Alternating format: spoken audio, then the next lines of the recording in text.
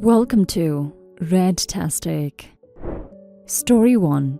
I'm Sarah, 28, female, and 3 years ago, I met the love of my life. James, 30, male, at an art gallery. James was smart, kind, and incredibly charming. It was almost like we were made for each other, and I truly felt like the luckiest woman in the world when James asked me to marry him. But here's the thing, James was from a wealthy family. My family made a very modest living, and we worked hard. I had just finished art college when I met James, and I earned a few bucks selling my paintings.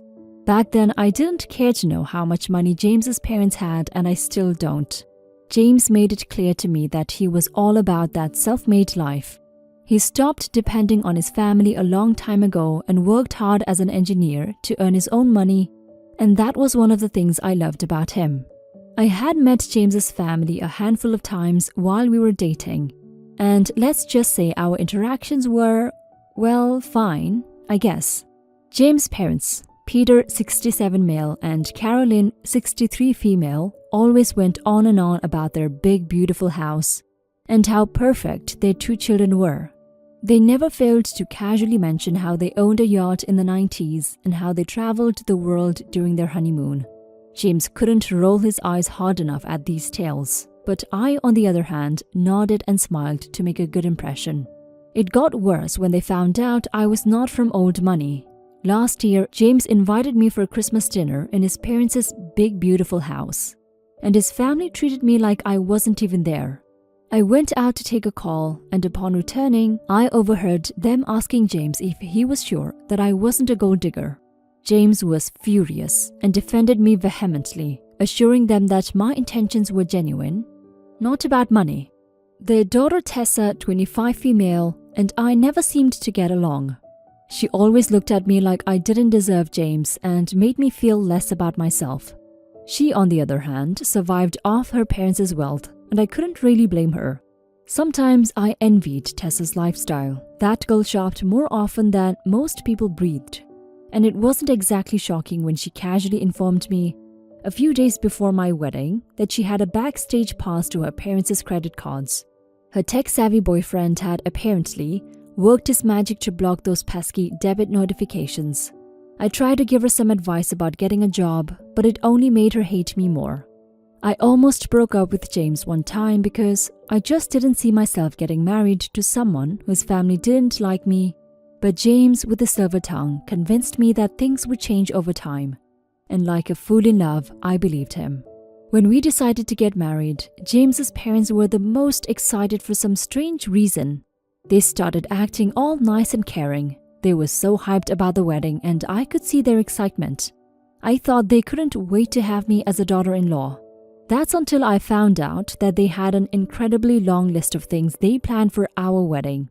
I wanted a very simple outdoor wedding with family and a few friends, but James's parents wanted to turn my wedding into a lavish affair, like a Met Gala, complete with paparazzi-worthy expenses. And as if that wasn't enough, they casually mentioned that my family should chip in. It didn't make sense to me then. If they wanted a lavish and extravagant wedding, why couldn't they pay for the whole thing, since they had a lot of money to spend? I told James about it, and he convinced his parents to let me have the simple wedding I wanted. It took some time, but they eventually agreed. I worked extra hard selling my paintings because I too didn't want to depend on his parents to sponsor our wedding. When Peter told me that they would like to contribute to my simple wedding, I was relieved. It meant that James and I could save some of our money for a bigger apartment. I got closer to Peter and Carolyn, and together we made plans for the wedding. They bought my ideas and told me it was really nice. They showed me a guy, Maxwell, 34, male, who could help with the wedding, and James and I even paid him some money for a few things we would need. However, 2 weeks before the wedding, I found out that James's parents had already hired Maxwell for an extravagant wedding party, and they were just fooling me all along. I was so angry, but I couldn't talk about it, so I wouldn't seem ungrateful. Instead, I poured my frustration on creating more artworks and put them for sale.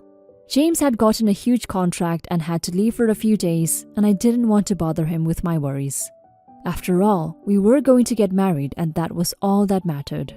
4 days later, I got my biggest art sale ever, although Tessa would call that small change, as she could easily spend that money on a Gucci bag. Fast forward to the day of the wedding, I almost left the venue because I didn't think it was for me. Strangers outnumbered friends and family, and the decorations were so blinding you would think they were trying to signal astronauts on the moon. Turned out that Peter and Carolyn wanted to use the wedding as a red carpet event for their socialite friends. I was surprised to see my biggest client, Giovanni, 49 male, at the reception. Giovanni knew Peter and Carolyn. While I greeted him, he mentioned that he was interested in buying more of my artworks for his company. From him, Peter found out that I'm not quite the destitute soul he had imagined. Everything backfired when Peter, in his overzealous attempts to impress his friends, pushed for a fire dancing performance. A lot of things went up in flames and the whole reception was a total disaster.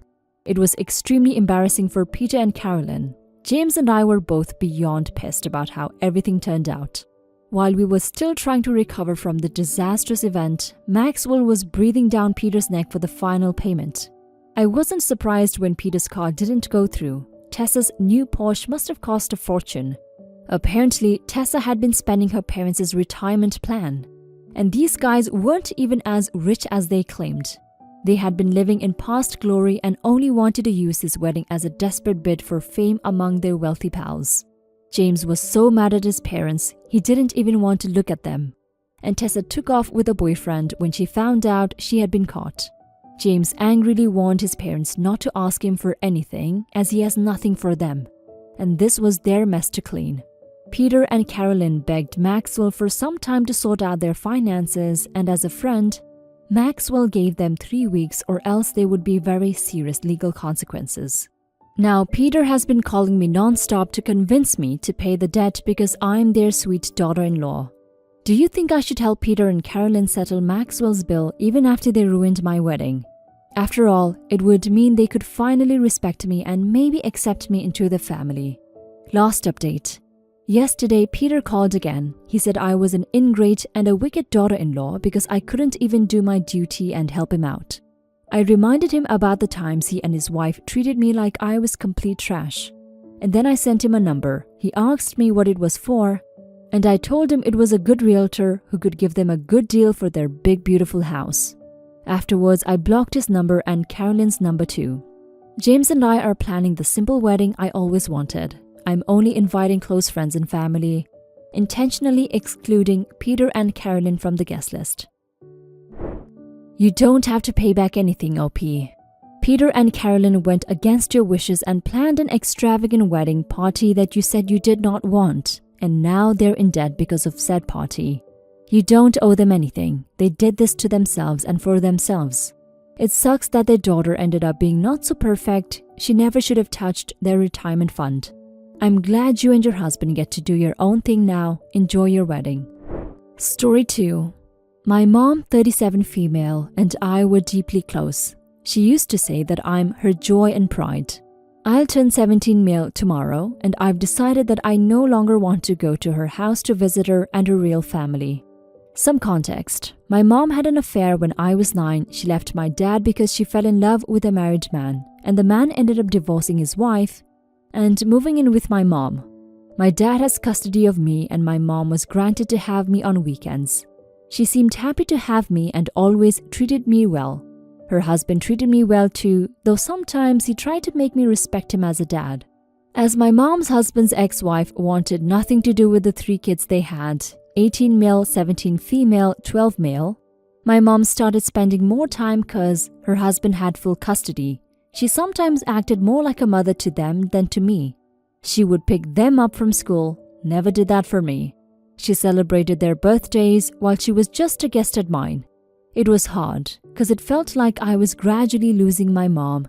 During her custodial, she was great, but never tried beyond the minimum when it wasn't her time. I had a swimming competition in 2019. It was at school, but she didn't show up because it was on Wednesday, and her stepdaughter had an activity at school. She tried to compensate for it later, but the scar was left there. It isn't healthy for me to be at her house. I suffer a lot when I'm there because they get to have my mom 100% and I only have weekends.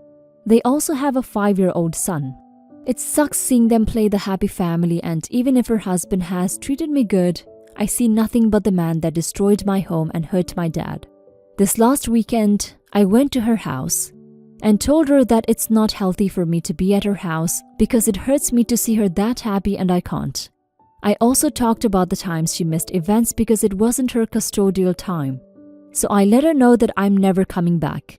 I also said that as long as she is in this family, we can't have a relationship because I'm afraid they'll make her choose and she'll pick them over me like other times and I'll be hurt again. She started crying and said that it wasn't the message she was trying to send. She said she never meant to make me feel cast aside and that she was picking them over me. She said that I can't do that because I'm her baby, but I told her that this isn't her choice to make. She called me every day saying that she hasn't been capable of sleeping and wants to see me talk. Her husband and kids are calling me the a-hole for making her feel guilty for something unintentional. But I made my choice and my dad has my back. Even if you sometimes need the fire, you've got to keep your distance for your safety and not get burnt. Update. I didn't expect so many people wanting an update. That's why I didn't post one before. Since I first posted here, a lot of things have happened. I posted a day before my birthday. The next day my mom came alone. She told me she wanted to talk. We basically ended up spending the whole day together. Her stepkids and husband called me to apologize for what they said to me. My mom said she wants to respect my wishes of not going to her home, but she wants to spend time with me, so we meet every weekend at my grandparents', and we spend time there. She usually takes Max with her, 5 years old, but not the stepkids. I have talked to them and we have a kind of good relationship. Her husband also visited me to talk and apologize for how they made me feel. He said he loves me and he never meant to make me feel like it. My dad and his fiancée have told me to give my mom a chance, since this is the first time she knows how I feel. I'm not going to her house yet. I don't know if I ever will, but whatever happens, I know she loves me and I love her. I don't know if I'll ever trust her again, but I can't fully deprive myself of a relationship with her. My mom has promised to change and make me feel better.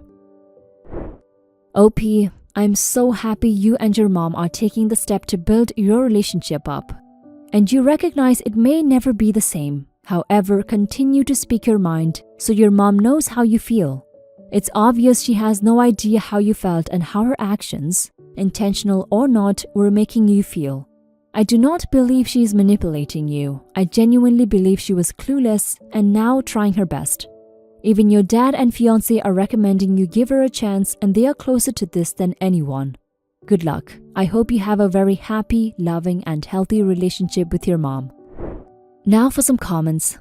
All I can say is don't feel obliged to have a relationship with your mom because she was selfish and her actions were selfish too. They think that they can sweep the affair off the rug, but that's not what happens in the real world. Your emotions and feelings are valid. She has a choice. She chose her real family over you, yet she is now only doing the bare minimum like visiting you on weekends. She needs to know her actions have consequences. So does your stepdad. These two people are especially selfish and possibly ruined two families. I personally could never trust or have respect for people who would so easily ruin marriages and families for their own selfish desires, with no consideration for their children's and family's feelings. Please do what's best for you and what you feel comfortable with. Don't feel like you're obligated to have a relationship with her if it hurts you and is ruining your mental health. Please put yourself first. Your mother never put you first. Never noticed your feelings or that she was struggling until you told her you're not seeing her again. This promise for change only seems like it's because she feels guilty. So again, please put yourself first and don't force yourself into something you're not comfortable with. You have handled a very difficult situation very well. Good job. And good job communicating, talking things out and giving your mom the opportunity to fix something she may not have known was broken. I mean, maybe she realized how hurtful she was to your dad and didn't want to cause him to feel like she was encroaching on the custodial time. Try things out with your mom and see how they go. She may be a liar and a cheat, but she is still your mom. Her husband, though, he cheats on his wife, goes after a married woman, breaks up your family, and then rips into you for upsetting his wife. I would stay away from him and his kids. and I would ask my mom what she sees in him considering all of what I just mentioned.